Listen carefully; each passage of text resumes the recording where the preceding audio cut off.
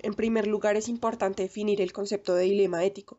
Este, según Villarreal y Bisbal, en 2013, surge cuando un profesional específicamente se enfrenta a dos o más alternativas, acciones o posibilidades y todas estas son válidas. Estas posibilidades además tienen unos componentes o unos principios éticos y de valores. En la práctica podemos encontrar diversos conflictos que tienen que ver con nuestros principios éticos. Un ejemplo de esto podría ser lo que el paciente quiere o los objetivos que ya se planteó antes de ir a la terapia o durante la terapia y lo que el terapeuta cree que es conveniente para el propio paciente.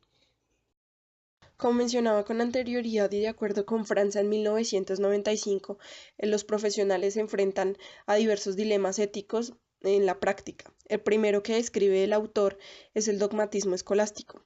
Aquí el profesional cree que su propio enfoque o escuela psicológica puede abarcar o responder todas las demandas o los problemas del paciente. El segundo es la actitud de imprudencia temeraria. En este, el profesional utiliza dinámicas o procedimientos terapéuticos que no se encuentra capacitado para utilizar. El tercero es el imperativo de la veracidad. Aquí la responsabilidad recae sobre el terapeuta, pues siempre tiene que ser transparente y comunicar sus capacidades y para asimismo garantizar el éxito de la terapia. Este proceder correcto es el que garantiza una buena relación paciente-terapeuta y también pues el éxito de la terapia. El cuarto es el consentimiento informado. Aquí se ve reflejado el derecho que tiene el paciente a la verdad y se le comunica a través de un escrito los procedimientos o las prácticas que va a llevar a cabo el terapeuta y para qué, y obviamente los objetivos que se emplean. El quinto es el secreto profesional. Aquí el profesional debe no revelar la información que el paciente le suministra a menos que sea o que su vida corra riesgo. Algunos aspectos propios de la práctica psicológica, según Franza en 1995, se encuentran primero la eficacia comprobada de algunas psicoterapias. Aquí parten de la interrogante de si algunas prácticas o la mayoría de prácticas psicoterapéuticas son efectivas o no. Para que la eficacia del 70% que menciona el autor se lleve a cabo, esto implica dedicarle tiempo, esfuerzo y dinero que implica llevar a cabo pues las psicoterapias. En segundo lugar se encuentran las metas y objetivos específicos de la psicoterapia. Como en toda relación paciente-profesional se plantean unos objetivos. Esto no quiere decir que los objetivos que cree convenientes el terapeuta deban aplastar o tengan que aplastar las metas y los objetivos que tiene también el propio paciente, pues cuando accede a la psicoterapia, pues este va con un objetivo, ya sea responder a sus problemas o ya sea mejorar X o Y problema que tengan. El tercero es la concepción de lo sano ética. Aquí menciona el autor que la psicología desde un punto de vista antropológico no es neutra, es decir, que el psicólogo o la psicología como ciencia siempre tendrá unos estándares de la normalidad, de la anormalidad, de lo sano o lo enfermo. Esto implica pues las concepciones que encasillan al paciente en la enfermedad y también pues se introducen como las creencias propias del terapeuta de lo que debería hacer y lo que no debería hacer.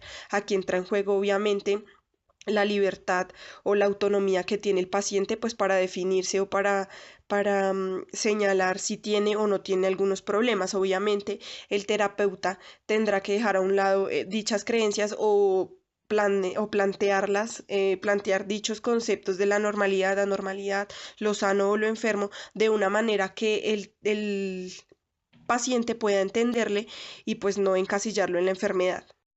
Otros cuestionamientos importantes que se hace el autor es, en primer lugar, preguntarse cuándo una praxis o una práctica psicológica se vuelve una mala práctica.